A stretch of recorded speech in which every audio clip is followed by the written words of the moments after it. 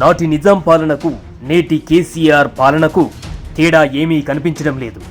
ఇప్పుడు మారాల్సింది రాజ్యాంగం కాదు, కేసీఆర్ రాచరిక పాలన, నియంతృత్వపు పోకడ, కుటుంబ ఆధిపత్యం.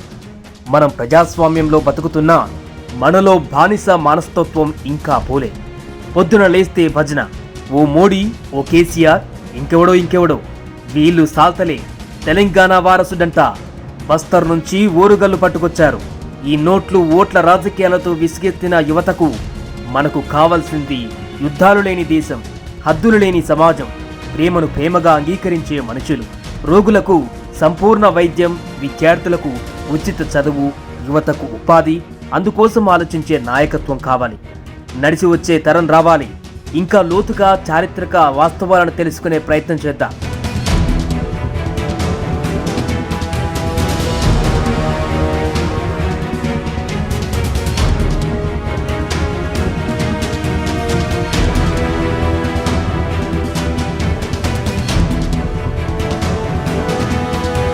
కమల్ చంద్ర భంజ్దేవ్ మలి కాకతీయుల వారసుడని, ఆయన పూర్వీకులు ఓరుగల్లు కాకతీయులని కొందరు చరిత్రకారులు, ఔత్సాహిక పరిశోధకులు చాన్నాళ్లుగా సూత్రీకరణలు చేస్తున్నారు.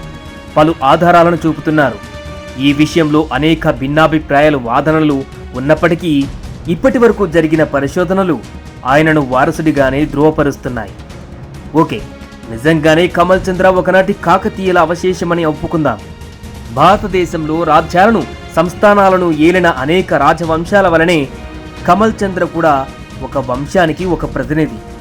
రాజరికాన్ని ప్రదర్శించే ఆయన వేషధారణ, ఆహార్యం, ప్రవర్తన, ఆయన వ్యక్తిత్వం, ఆయన నివసించే సౌధం, వారి సంప్రదాయాలు, పండుగలు, వేడుకలు వారికే పరిమితం.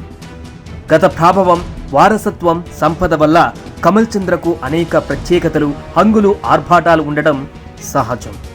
పైగా ఇప్పుడు ఆయన ఒక రాజకీయ పార్టీకి నేత, బీజేపీలో సభ్యుడు.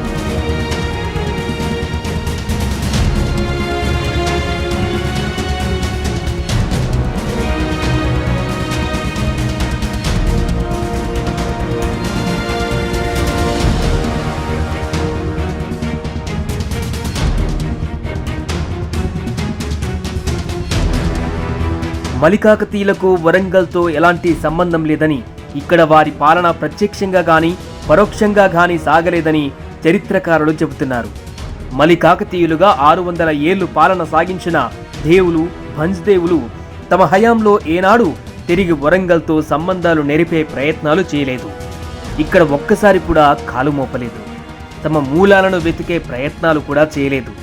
తమ పూర్వీకుల శిథిల వైభవ ఆనవాళ్లను చూసేందుకు ఆసక్తి కనబరచలేదు. ఇక్కడి చరిత్ర పరిరక్షణకు ఇసుమంతైనా కృషి చేయలేదు. చరిత్ర పరిశోధకులు, చరిత్ర ప్రేమికులు తమలో సహజంగా ఉండే ఎమోషన్తో బస్తర్ భంజ్ల వద్ద పరిగెత్తుకు వెళ్ళి వారే గాని భంజ్దేవులు మాత్రం తమ చూపును ఓరుగల్లు వైపు సారించలేకపోయారు. ఓరుగల్లును వారు ఎప్పుడో డిస్ఓన్ చేసుకున్నట్టుగా కనిపిస్తోంది. ఇంకా లోతుగా చూస్తే అసలు కమల్ చంద్ర భంజ్దేవ్ను కాకతీయుల వారసుడిగా గుర్తించడం సమంజసం కాదేమోనని అనిపిస్తోంది. అన్నమదేవుడి వారసత్వం పరంపరలోని రాజు అయిన రాజా రుద్ర ప్రతాప్కు పుత్రులు లేరు. ఆయనకు రాణి ప్రఫుల్ల కుమారి మాత్రమే సంతానం.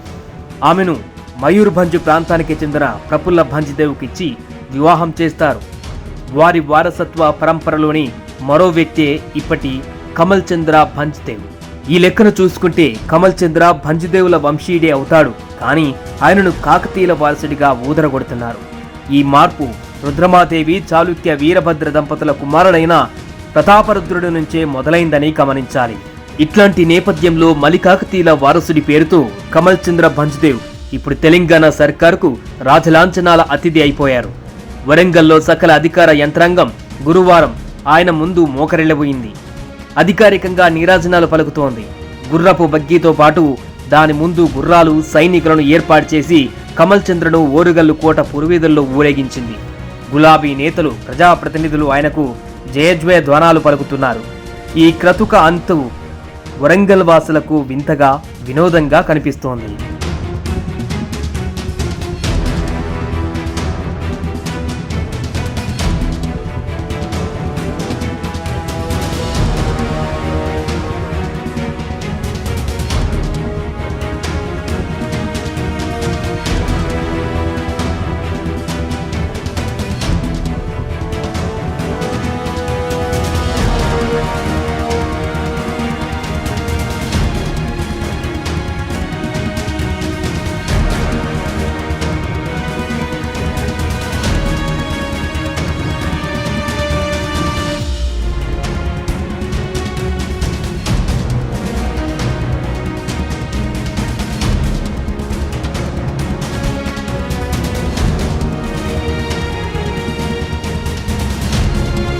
ఛత్తీస్గఢ్ రాష్ట్రంలోని బస్తర్ కేంద్రంగా దండకరణ్య ప్రాంతాలను కమల్ చంద్ర పూర్వీకులు దాదాపు 600 ఏళ్లు పరిపాలించారు. ఈ 600 ఏళ్లలో అనేక రాజకుటుంబాలలో జరిగినట్టుగానే కుట్రలు, కుతంత్రాలు, వెన్నుపోట్లు అంతర్గతంగా చోటు చేసుకున్నాయి. యుద్ధాలలో జయోపజయాలు ఎదురయ్యాయి. స్వాతంత్ర అనంతరం వీరి రాజ్యం ఇండియన్ యూనియన్లో విలీనమైంది. ఆ తర్వాత ప్రవీర్ చంద్ర బజ్దేవ్ రాజకీయాలలో చురుగ్గా వ్యవహరించారు. కాంగ్రెస్ తరపున ఎమ్మెల్యేగా ఎన్నికయ్యారు. ఆదివాసీల దేవుడిగా పేరొందారు. అయితే 1966 పోలీసు కాల్పుల్లో ఆయన మరణించారు. ఆ తర్వాత చాలా కాలం వరకు ఆయన వారసులు రాజకీయాలలో లేరు. మళ్లీ కమల్ చంద్ర బంజ్దేవ్ రాజకీయాల్లోకి వచ్చారు. బీజేపీ రమణ్ సింగ్ సర్కారులో మినిస్టర్ హోదాకు సమానమైన స్టేట్ యూత్ కమిషనర్ చైర్పర్సన్ గా కూడా పనిచేశారు. ఇప్పటికీ బీజేపీ నేతగా కొనసాగుతున్నారు. ఛత్తీస్గఢ్లో ఉన్న వందలాది మంది రాజకీయ నేతలలో ఆయన ఒకరు.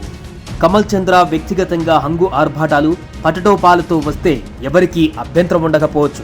కానీ ఆయన ప్రజాస్వామిక సర్కార్కు రాజలాంఛనాల అతిథిగా వస్తున్నారు. రాచరికులకు కూల్చే ప్రజాస్వామ్య ప్రభుత్వాలు నిలబడి పాలన సాగిస్తున్న తరుణంలో మళ్లీ పాత వాసనల రాజరికాలకు జై కొట్టే వేడుక. దాని కార్యాచరణ తీరు జుగుప్స కలిగిస్తోంది. అలవికాని మొహంతో వ్యక్తి పూజకు ఎగబడడంలోని ఆంతర్యం అనేక అనుమానాలను కలిగిస్తోంది. స్వయం పాలిత తెలంగాణలో ప్రభువుల అధికారిక నివాసాలే పాలన కేంద్రాలుగా మారి రాచరికాన్ని తలపిస్తున్నాయని తరచూ ఒక విమర్శ వినిపిస్తుంటుంది. బహుశా ఆ రాచరిక భావ దారిద్ర్యంలోంచి పుట్టుకు వచ్చిందే ఈ కమల్ చంద్ర బంజ్దేవ్ పర్యటన ఘట్టం కాబోలు.